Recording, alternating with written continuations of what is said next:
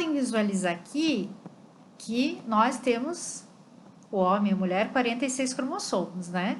São 2 cópias de cada cromossomo. Por isso que é 2N, 23 que veio da mãe e 23 que veio do pai.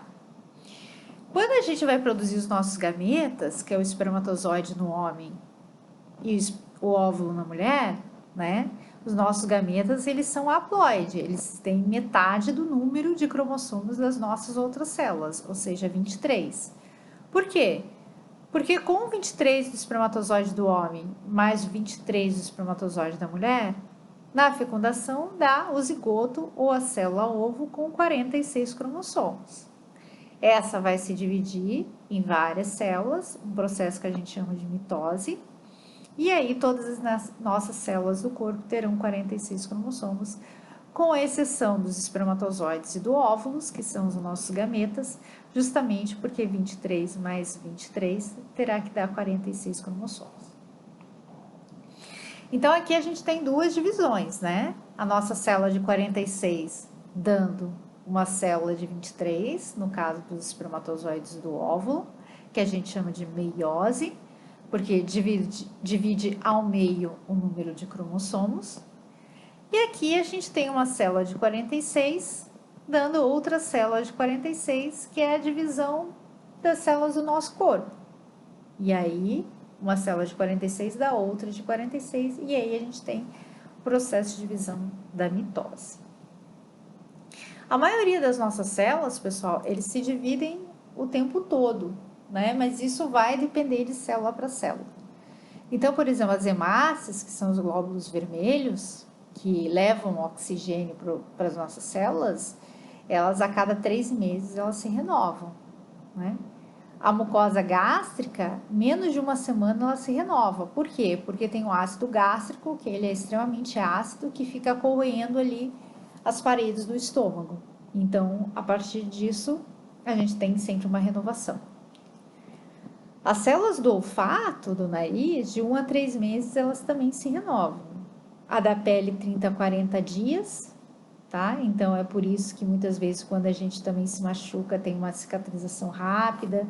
E quando a gente esfrega a mão, na verdade, a gente está tirando aquelas células mortas, porque a pele, ela se renova muito fácil, porque ela tem contato às extremidades, ela protege o nosso corpo.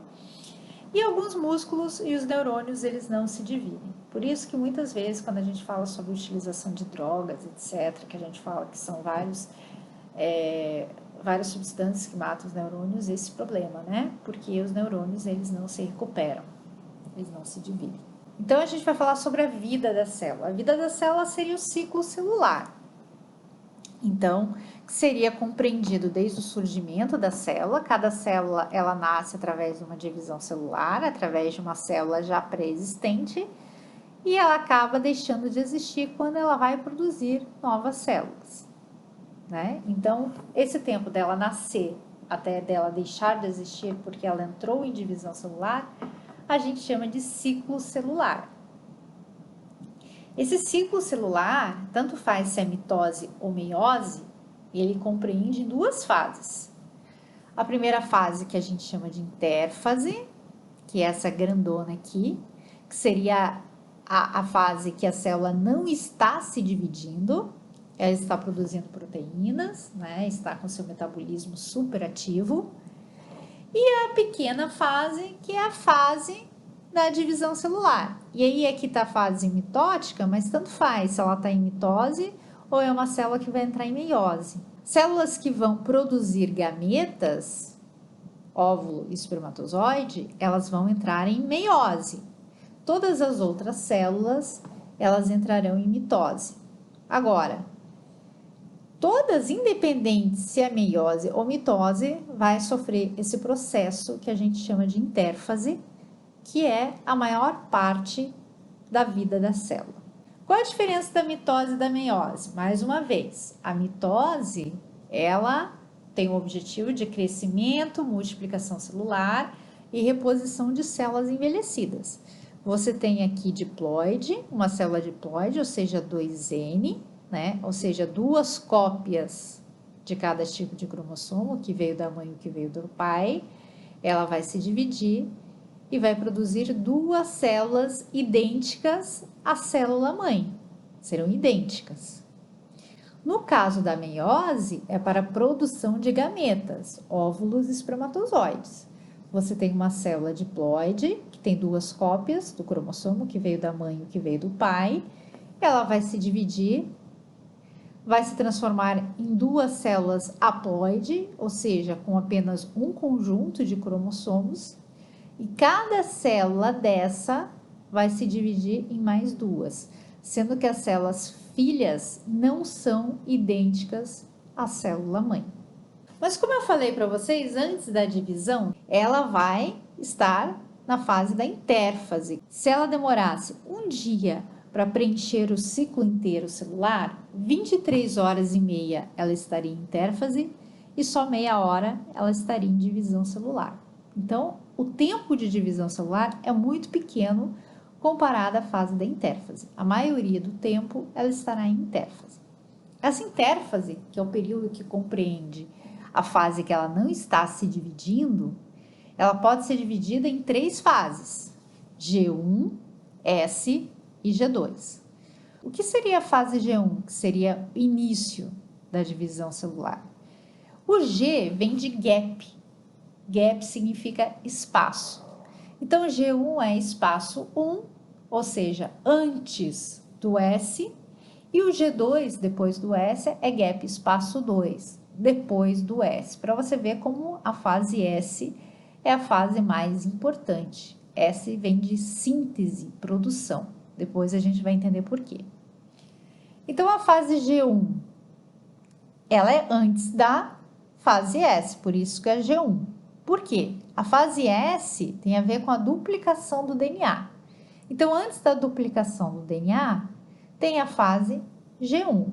É onde a célula encontra-se em intensa atividade metabólica. Ela está produzindo RNA para produzir as proteínas, produzir as organelas dela.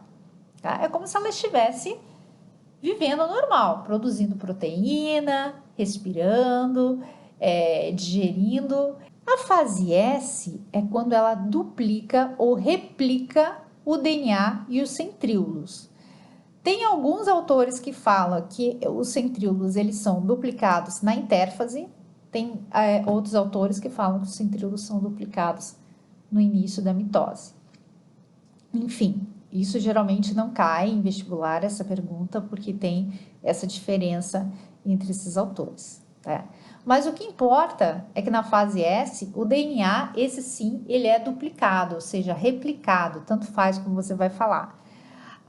O cromossomo que só tinha uma cromátide, né, ou a cromatina que só tinha uma cromátide, ela acaba tendo duas cromátides. Depois a gente vai ver uma foto que vai ser mais fácil de visualizar.